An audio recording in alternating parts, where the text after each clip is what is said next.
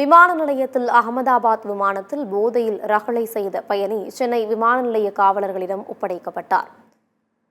பயணியின் ரகளை காரணமாக விமானம் சுமார் 1.5 மணி நேரம் தாமதமாக புறப்பட்டுச் சென்றது.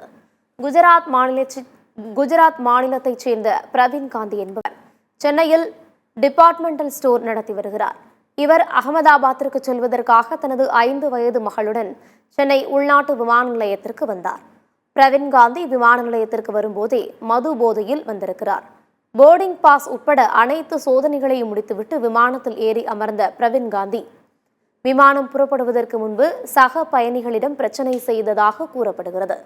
இதையடுத்து விமான பாதுகாப்பு அதிகாரிகள் வந்து பிரவீன் காந்தியையும் அவரது 5 வயது மகளையும் விமானத்திலிருந்து கீழே இறக்கினர்.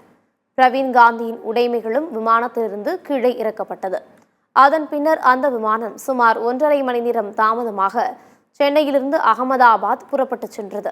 விமானத்திலிருந்து கீழே இறக்கப்பட்ட பிரவீன் காந்தி பின்னர் சென்னை விமான நிலைய காவலர்களிடம் ஒப்படைக்கப்பட்டார்.